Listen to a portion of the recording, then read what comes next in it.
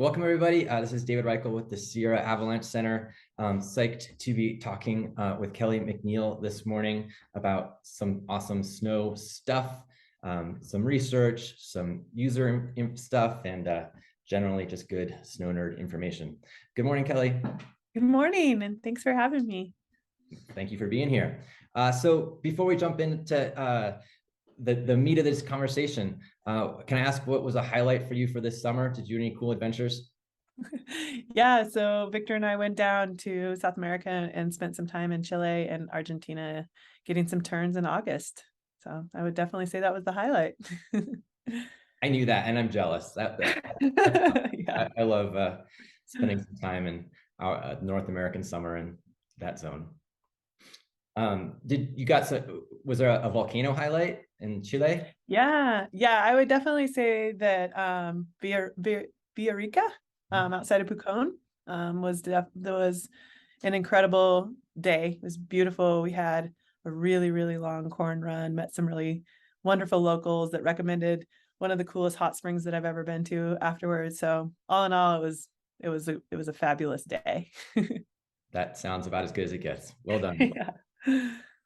All right, can you walk us through sort of your, let's start with maybe the personal, like how did you come to be being interviewed about this right now? What was your journey to snow nerd, snow stuff, and all of this?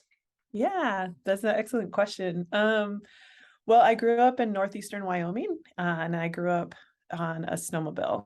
So I was kind of a motorized girl. We went up to the Bighorn Mountains and spent a lot of time snowmobiling and riding dirt bikes up there for my entire childhood. Then I went off to college and I learned how to ski in South Dakota, actually, in the Black Hills at Terry Peak. And from there, I instantly just, I loved being outside and I loved the motorized and I loved the non-motorized. And I went up to Missoula, Montana for undergrad, and it was really able to was skiing like closer to a place that actually had a lot more vert and you could get some more turns in. And I did my first backcountry adventure up at Lolo Pass around, years and years and years ago with the AT Trekkers, I think. So, yeah. And then I just continued to go through my journey through school. And after my PhD, I started teaching at Eastern Oregon University. And that's really where I had access to some really great mountains and really close, and started kind of really getting into backcountry skiing. Took a level 2, an area rec level 2, or I guess it was just a level 2 at that point, out here in the Wallowas. And I love education and I love learning and I love teaching. And so I just kind of continued pushing myself in that way. I ended up taking a Pro 1 in Salt Lake on skis. And then because of my work with the Wallowa Avalanche Center and being out here, most of our users are motorized users. And so I just thought, well, we don't really have a lot of people doing the motorized stuff, and it'd be great to kind of go into that world a little bit more. And so, because I have a background of growing up riding a snowmobile. And so I decided to take my instructor training course on a snowmobile, and then took my Pro 2 on a snowmobile as well.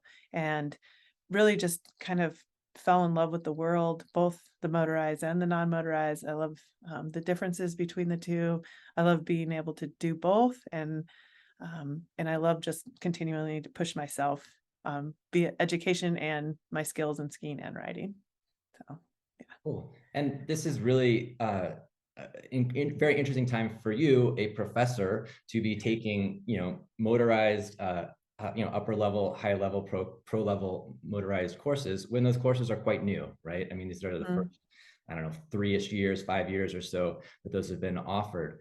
Yeah. And so, it's both good for you as a student and also great for us as an industry to have you in it as a student and then provide some feedback. We'll go into some of that research in a moment, but I'm just curious if you have any of your thoughts when you're going through those courses. Yeah, I've been thinking about this a lot, and it's been really interesting because there's kind of a cohort of us that have been doing this all together. So, and we have the same instructor most of the time. And so it has been really interesting to think about that experience and the connection that we've kind of formed as a group. Taking these classes together has been really interesting. The collaboration has been really cool. We, end up we have one of the guys that I took the ITC with, Aaron Raisler. We have him come out, teach classes with us, and then give us writing skills for our forecasters. And we do, it's a really fun, neat community. And then it's been really interesting to just see, where does those differences lie between like, what should you be teaching? Where's the overlap? And then where are the differences? And I think that we're doing a good job of working on that and figuring that out. And at the same time, some of it really does work for both users groups, but there are some differences. And I think we're just continually fleshing those out as best as we can. I mean, it seems to me that obviously, like, I don't know what other example I can think of, but people have been teaching courses about dealing with risk for a very long time. And I don't know, flying airplanes or something, like not our world. And they're getting better, right? Like those courses, I assume, get better every 5 years. And, Avalanche profession, Avalanche education has not been doing that for 100 years, and certainly hasn't been doing that in this more deliberate motorized way, which has been much more of a recent effort. And it seems to me one of the first steps is to have like, user experts lead those courses, right? Like, I wasn't there for the first Avalanche course taught by a skier, but I imagine they were a very experienced backcountry skier, and they shared what they thought was important. And it probably wasn't as great as what we do now, but it was better than no education. And I think that was the motorized is building on what happened with the skiing before, but it's been a good step to have the motorized courses taught by motorized users, as opposed to a skier saying what they think is important for a motorized user. So that's happening. And then now I think folks like yourself are bringing some, I think more rigorous analysis to all of that, to the human side and the motorized side. Yeah. I mean, it's been a fun journey, and I absolutely agree. You need to have motorized users teaching motorized courses that understand, and it's different, right? Like you move so fast, you move through the terrain so fast, and the group management is completely different. You're not on one skin track, trying to make decisions. Like you're all over the place, and you have these different areas that everybody just kind of disperses. And so then how do you handle that? And how do you open and close different zones? You use, polygons versus like a run list. It's neat to see like all the work that's going into it, and how those differences are coming out, and they're being taught, and they're being articulated, and we're learning them. And I think it's really great what's happening. And we have some ways to go, and there's lots of things that we can still get better, but every industry is that way, really. So hopefully it's for us as individuals, there's continuing education, and that's a professional expectation in almost every profession. And like, it's also true profession wide, industry wide, right? Like these courses get better over the years. Just to pick off a couple of the points that you just made there, can you discuss for folks who maybe aren't so familiar with it, like, I don't know, what is a run list and what is a polygon, similar concept? Yeah. So, before you go out, if you have your morning meeting with your guides or your Avalanche trainer team or your instructors, based on the Avalanche problems and what the forecast is and the weather and your own observations, you can either open or close runs. So you might want to close some certain areas that you've identified are have a higher risk of or putting yourself out there. Whereas with a snowmobile, you can't really close a run or a specific area, like one specific line down the hill. So we make polygons based on the terrain and what the features are, and then we can take those polygons and say, okay, this area is open or this area is closed. And you can look at it, as some of the eights, if it's simple, identify some simple or complex or challenging terrain within that area. And then what you want to have, where you want to take the clients or the students, or where you want to avoid for the day. And so those conversations look a little bit different when you're traveling, 40 miles in a day versus 4. So you have a lot more area to discuss and ways to travel. And so, and you can see a lot more terrain too, right? Like you can make a lot more observations in a day through when you're traveling many, many miles. So that's another really cool thing about a snowmobile, where snowmobilers have the opportunity to be really, really great observers for avalanche centers because they see so much terrain. Yeah, one of my sort of just lessons I think I try to apply in life is that like our strengths are also our weaknesses, and within like the skiing side of things, ski resorts are great for learning your like pizza and French fries and all that sort of stuff, and kicking out lots of ripping shredders. But there's a point where like they're totally worthless for giving us knowledge about backcountry stuff. And so just this discussion, mentioning now the run list, this is very much a ski resort sort of influenced concept, which is somewhat useful for backcountry skiing, but worthless for backcountry snowmobiling. And like, so it's totally appropriate to develop, a different way of communicating areas to go and areas to avoid and all that sort of stuff. Yeah. Yeah. Okay, so in addition to that cool stuff, you're also helping Ari out with looking at some of the, what's working in classes, what could be better in classes, and changes to consider for the future. Can you walk us through some of your research with Ari? Yeah. So about a year and a half ago, so I was on sabbatical from my job, and I was supposed to go to Bhutan and do a research study over there.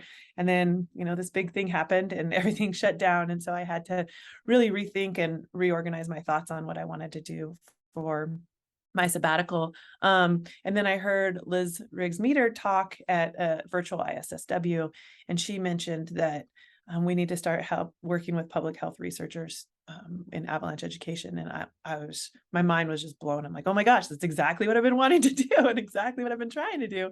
But so I ended up reaching out to her, and she is absolutely fantastic. Instantly got back to me, and we started talking about what that could look like, what research projects we could do. And what we really ended up coming to is that we really need to evaluate our avalanche programs. You can't say that something's effective if you have no idea if it is or not, if you haven't evaluated, if you haven't looked at it, if you haven't assessed it. And so we decided that we were going to start with the Area Rec Level 1 and the rescue course. And so what we ended up doing is we spent quite a bit of time looking at what are the behaviors that we were trying to influence through these courses, and what are the things that we want to see people learn and take away. So what are the behavioral objectives and what are the learning objectives for each of these courses? And then from there, you can develop an evaluation. So did we change these behaviors? And we can't really look at changing behaviors if we just do this right after. So we ended up giving it to all of the Area Rec Level 1 students and the rescue students 6 weeks post-course that took a course last year. And then we wanted to look a little further out. So we ended up sending the same survey to all the students that took the course in the 2020-2021 season. And we sent it out 1 year post their course. So again, this is just observational data. We can't make any comparisons between the 6 weeks and the 1 year because it's different populations. But we could at least see what people were doing 1 year after the course and 6 weeks after the course. And we had that survey out from December 2021 to March of 2022, March or April. And we got 1,200 plus for the 6 weeks out. And then we had about 690 responses for those a year out. So it was pretty good, but all in all, it was still below 10% response rate. And so it would be great if we could do, and we have strategies put into place to do it better, like to try to get more results this year. But we looked at that data, and it's really, really exciting because it's the first time that I'm aware of, or that I know that there's been an evaluation of a formal avalanche training. And we're just finding really interesting things like, the majority, we used a Likert scale. So it's like always, sometimes, never, often, like on that spectrum. And we find that people are reporting that they're like 70% were reporting that they always do a departure check, which we thought, oh, that's good. But if you really look at it, that means that 30% are not always doing a departure check. So that's actually is an area of concern or an area to look at. We also found that really they're not practicing avalanche rescue that often. And that was a little bit concerning. So what can you do with that? Well, we can advertise a little bit more on the importance of practicing rescue every year, multiple times. We can on how it's important to practice with your partner. That one also could be a product of the question. So what was interesting is we asked, how often do you practice rescue? And it was always often sometimes. And I think maybe that was a little misleading because people are like, well, I don't always practice every time I go out. So not only do we learn from that, we can also redo the question for the next year. Like, okay, well, let's ask specifically like when, how often, why not, and get more information about that question. We learned some other things too, like 89% of the people said that they check the weather before they go out, always check the weather, which is great. But is that a product of our course or were you doing that ahead of time anyways? And so those are things that we're going to do a better job of wording the questions so that we can really distill down to what behaviors we are influencing. And then this year, those that took it 6 weeks, we can also ask them 1 year post-course. And so now we're going to be able to make some comparisons, like compare those students from 6 weeks that we followed them to the next year. So then we can see if there's retention, if there's behavior, like are the behaviors the same? Did they change? So we can actually follow these students over time. And that'll give us a lot more information than just kind of the first year where it's observational and we're just trying to get an idea of like, how can we refine this? How can we make this the best evaluation possible? And what have we learned? So, yeah. I mean, I think it's so important to start this assessment process, right? Like you know, I don't know exactly, but I think I've been teaching area classes for 20 years. And, you know, as far as I'm aware, like you're correct, we've never really done this, right? In any sort of rigorous way at all to see what we think we're doing, what the students, you know, are getting or not getting and all that. And it's just obviously so critical, right? Like otherwise it's just a bunch of people like talking, you know, but I think I did a good job and I'm sure they all got it, you know, because I'm yeah. I mean, one of the things that I said last week in my talk was, and I wholeheartedly believe this, we are constantly evaluating the snowpack, right? We're constantly looking at it. So, and we're constantly looking at ways to understand these things and these phenomenons of avalanches. Why are we not constantly evaluating if we're being effective in our teaching, in our education? So, yeah. I mentioned before we started recording that I believe Knowles looked at their National Outdoor Leadership School. Knowles looked at their wilderness first aid a few years ago and how much folks retained. And, you know, I did not memorize their study, but my recollection is that folks didn't retain as much as everyone would like them to have retained. And so Knowles then, you know, years following went through the tough process of like taking stuff out of their wilderness first aid class because, you know, they needed to teach less so they could help students remember some of it a little bit better. And I imagine those meetings were very difficult because it's all important, just like it is in our avalanche classes. I sort of anticipate that similar things will be coming down the road. And I imagine those will be difficult meetings as, you know, people's cherished talking points and whatever are kind of, you know, either cut from one class and pushed to another or cut from the formal classes entirely. But I think that this is necessary to offer the best product we can. Yeah, I mean, some of those difficult conversations can lead to some of the better development in curriculum too. Yeah, definitely. I can think of multiple times doing an avalanche class where it's, you know, Sunday and everyone's tired and you know, one of the instructors is like, oh, I haven't hit this lecture yet. I need to like, you know, I need to say all these words that these exhausted students who aren't going to remember anything. Yeah. Like, it was on my outline and, you know, whatever, we got stuck in traffic or something. We're going to hit it. So I can feel good about hitting it, even though that's just not how education works. Absolutely. Yeah. Awesome. So transitioning a teeny bit, like in addition to that stuff, you also work with the Wallowa Avalanche Center. And I think based on your professional expertise are especially helpful in the education programming and assessing and thinking about how the WAC does stuff. Can you walk us through some of that? Yeah, so I mean, I've been working with the Avalanche Center for over 10 years now. When I first moved out here, I connected with them and started helping with some fundraising and in the Backcountry Festival. And then as it became, as my husband was the executive director, and then I became more involved and then became an educator for them. And I've just really, I've loved watching the transition of this organization and how much we've grown. And one of the biggest things for me, I think, just not only with my education, but with my experience was the outreach and the need to reach out to the motorized community. And one of the things that with my profession is that we do needs assessments, and we don't just come in as experts and decide how to run things. We also need to assess the needs of the community and what they need.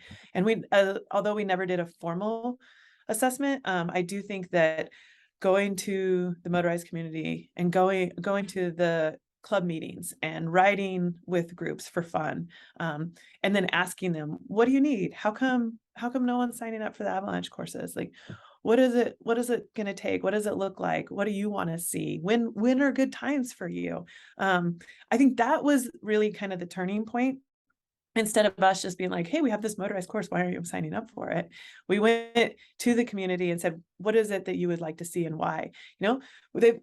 Maybe they can't take days off of work. And so we have courses that are, 2 weekends versus one, or, just adjusting what the population actually needs. And so I think my work experience helped with that and helped with the connection and the outreach in that community. Because you really, coming down and telling a population what they need, no matter what the population is never going to work, right? We need to figure out what they need, and then we adjust to that and work through that. And I think that that's been kind of one of the coolest things that I've seen through the Avalanche Center is going out into the community. What is it that you want? What do you want to see? Listening to them, adding more forecasts, doing an ambassador program for the motorized community, knowing that a lot of people are struggling with the prices of these courses. So they're now doing a scholarship program.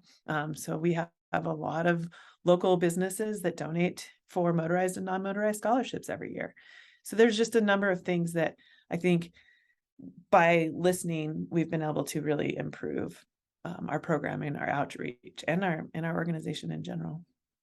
And what are the specific motorized courses that the WAC is offering?